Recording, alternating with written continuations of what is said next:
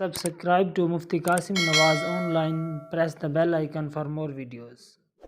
بسم اللہ الرحمن الرحیم. السلام علیکم ورحمۃ اللہ وبرکاتہ. سوال کیا گیا ہے کہ کیا خواتین کو حیض آنے سے اعتکاف ٹوٹ جائے گا، اور کیا خواتین شرعی عذر یعنی حیض وغیرہ کو روکنے کے لیے ٹیبلٹ یا انجیکشن وغیرہ کا استعمال کر سکتی ہیں، اور کیا بیوی شوہر کی اجازت کے بغیر اعتکاف بیٹھ سکتی ہے؟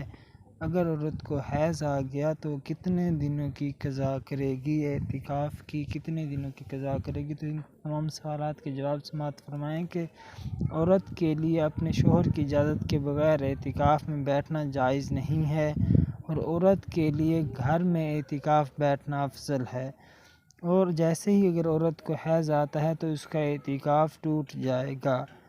اور کیا خواتین شرعی عذر روکنے کے لیے ٹیبلٹ یا انجیکشن استعمال کر کے اعتکاف بیٹھ سکتی ہیں؟ تو اس کا جواب ہے کہ اگر انجیکشن لگوانے سے صحت پر برے اثرات مرتب نہ ہوں تو خواتین افطاری کے وقت میں یعنی غروب آفتاب سے لے کر اذان فجر سے قبل تک ٹیبلٹ لے سکتی ہیں یا انجیکشن لگوا سکتی ہیں، لیکن اگر انجیکشن لگوانے یا گولیاں کھانے کے باوجود کسی وقت شرعی عذر یعنی حیض و نفاس جاری ہو گیا، چاہے وہ تھوڑی دیر کے لیے ہی کیوں نہ ہو، تو مسنون اعتکاف ٹوٹ جائے گا اور اس کی قضا کرنا بھی لازم ہوگی۔ اب قضا کا طریقہ سماعت فرمائیں۔ اگر معتکفہ کا شرعی عذر کی وجہ سے مسنون اعتکاف ٹوٹ گیا تو وہ کتنے دن اعتکاف کی قضا کرے گی؟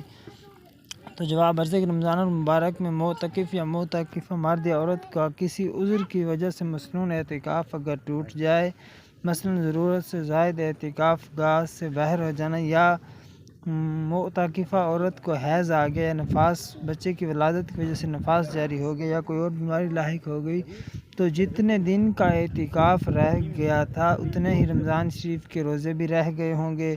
تو عید کے بعد جب رمضان کے روزوں کی قضا کی جائے تو اسی وقت اعتکاف کی بھی قضا کر لی جائے۔ اگر قضائے رمضان کے ساتھ اعتکاف نہیں کیا تو بعد میں نفلی روزے رکھ کے اعتکاف کرنا لازم ہوگا۔ امید ہے بات سمجھ آ گئی ہوگی۔ اللہ تعالی ہم سب کو دین کی بات سن کر اسے آگے شیئر کرنے کی اور عمل کرنے کی توفیق عطا فرمائے، آمین۔ اللہ تعالی ہم سب کا حامی و ناصر ہو۔ Subscribe to Mufti Qasim Nawaz online. Press the bell icon for more videos.